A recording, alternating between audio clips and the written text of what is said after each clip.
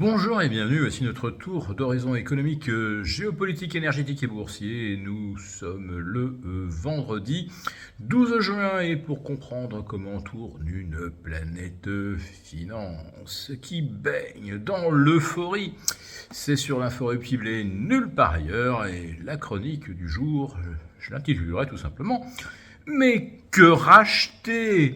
si Trump n'a pas menti pour la 39e fois. Ah, le monde est bien fait. Hier matin, les investisseurs attaquent la journée, la peur au ventre. Mais est-ce que Trump va mettre à exécution ces terribles menaces ? Les plus effrayantes d'ailleurs depuis le 8 avril dernier. Eh bien, l'Iran va être dévasté. On va non seulement bombarder toutes les installations militaires habituelles, on va s'emparer de l'île de Karg, c'est-à-dire en fait du point le plus vital pour l'économie iranienne. C'est depuis Karg que partent 90% des exportations pétrolières. Et surtout, on va aussi bombarder des installations civiles, les nœuds énergétiques, les réserves d'eau. Entre parenthèses, ce sont des crimes de guerre. Mais bon, on n'est pas à ça près. Donc la journée aurait pu très très mal se terminer. Bon, Trump a effectivement réussi à faire un petit peu peur à tout le monde, ce qu'il n'avait plus vraiment réussi à faire depuis un mois. Et puis à 19h30, les initiés se précipitent à l'achat et Trump fait dans la foulée l'annonce que ça y est, cette fois-ci c'est la bonne, on va signer un accord avec les Iraniens. Les Pakistanais ont confirmé, la partie iranienne est prête à signer. Oui, la partie iranienne est prête à signer un accord garantissant à l'Iran le contrôle du détroit d'Ormuz, garantissant que l'Iran va retrouver ou remettre la main sur 24 milliards d'actifs gelés, va pouvoir continuer de développer son armement de défense comme bon lui semble et va obtenir l'arrêt des hostilités au Liban ou ailleurs d'ailleurs, puisque Israël bombarde le Hezbollah, pas seulement au Liban mais également en Syrie, et ça pourrait même être dans d'autres pays. Oui, l'Iran est prêt à signer à ces conditions. Totalement inacceptable, évidemment, pour la partie américaine et pour la partie israélienne. Bref, la 39e annonce de Trump est un 39e bobard, c'est presque une certitude, ou alors ça veut dire que Trump a littéralement, alors là, capitulé devant les Iraniens. Ça peut passer, parce que maintenant on a un petit peu la tête ailleurs. C'est le début de la Coupe du Monde. Le Mexique a gagné 2-0 face à l'Afrique du Sud. Voilà, on a un peu la tête ailleurs. Bon, pas sûr que Wall Street se passionne pour le soccer, puisque le football aux États-Unis, ça reste quand même un loisir, un petit peu hommage aux origines européennes, mais c'est pas le sport qui passionne les foules.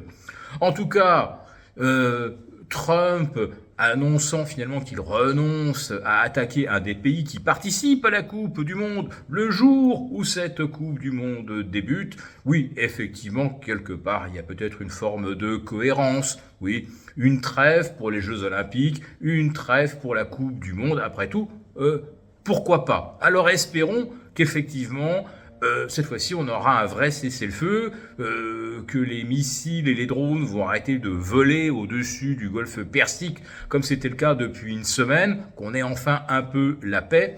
Il faudrait aussi que Israël la respecte, notamment au Liban. Bon, on a compris que Israël ne veut absolument pas d'un traité de paix aux conditions iraniennes. Et d'ailleurs, hier soir, les chaînes israéliennes démentaient avoir eu connaissance d'un projet d'accord de paix imminent entre l'Iran et les États-Unis. Et Israël n'a même pas été consulté. On peut imaginer qu'ils ne sont pas de très bonne humeur. Alors, on va revenir quand même au marché, 2% de hausse sur le CAC 40, voilà, ça sera quasiment sa hausse hebdomadaire. Les indices US sont revenus à 3 ou 4% de leur sommet. Alors là, vraiment, ils ont été arrachés à la hausse. Alors, la question de savoir quoi acheter si les annonces de Trump ne sont pas un 39e bobard. La réalité, c'est qu'aux États-Unis, tout est déjà très très cher et on a déjà payé 38 fois une paix imminente. Oui, quand vous avez déjà payé 38 fois la même nouvelle, c'est pas sûr qu'il reste beaucoup de choses à des prix intéressants. Et c'est un petit peu la même chose en Europe. On peut tout de même imaginer que si oui, il y avait un cessez-le-feu, c'est toujours très bon pour le tourisme, évidemment, si on peut de nouveau aller aux Émirats ou dans la région, Oman, pourquoi pas, sans craindre de se prendre un drone, oui, ça c'est bien. En ce qui concerne la hausse de taux opérée par la BCE hier, c'est également favorable pour le secteur bancaire et les assureurs, oui, parce que des taux plus élevés, ça accroît un peu les marges. Par contre, pour les banques, ça risque d'appuyer un petit peu sur leur chiffre d'affaires. Plus taux monte, moins les emprunteurs potentiels solvables sont nombreux. Et puis, il y a le risque aussi que des entreprises qui étaient déjà un petit peu à court d'oxygène ne puissent pas s'endetter davantage et soient obligées de faire faillite. Ça, en Europe, les faillites, on a l'habitude. En France, on a battu tous les records. Alors, quoi acheter? On pourrait se dire, oui, si la paix tient, revenons sur les valeurs minières, argentifères, orifères. Il y a eu une petite fenêtre, mercredi et jeudi. Trump l'a refermé brutalement, mais globalement, l'orientation du secteur reste pour l'instant négative.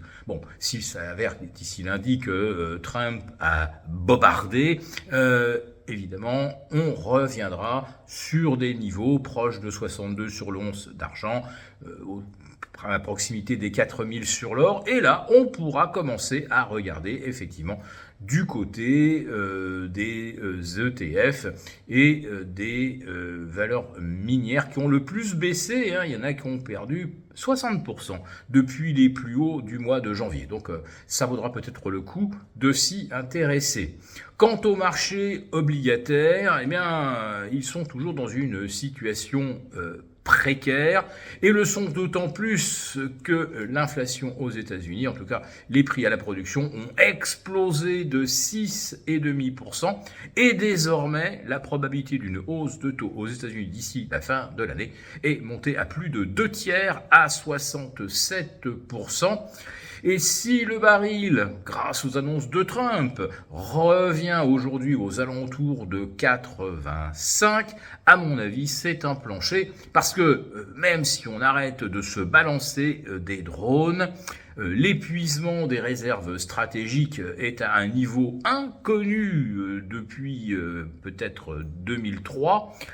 Et avec des capacités de production qui, elles, sont par contre bien amputées par rapport à l'avant-conflit israélo-américano-iranien, on sait que l'effet de ciseaux, le pincement de l'offre face d'un seul coup à une demande qui s'accélérerait, on a probablement touché les plus bas sur le pétrole. Autrement dit, on peut peut-être commencer à regarder aussi ce qu'on peut acheter côté pétrolière.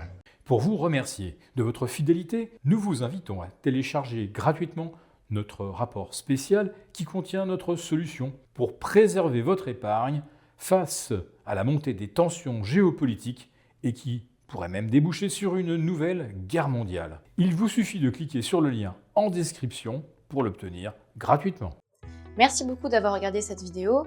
N'hésitez pas à réagir dans les commentaires ou à liker et partager cette vidéo si le contenu vous a plu. Et pour ne rater aucune de nos prochaines émissions, vous pouvez vous abonner à notre chaîne et activer les notifications. Et pour plus de contenu, n'oubliez pas que le dernier rapport rédigé par nos experts est accessible en cliquant sur le lien de description. On se retrouve tout de suite dans les commentaires et je vous dis à très bientôt pour une prochaine vidéo.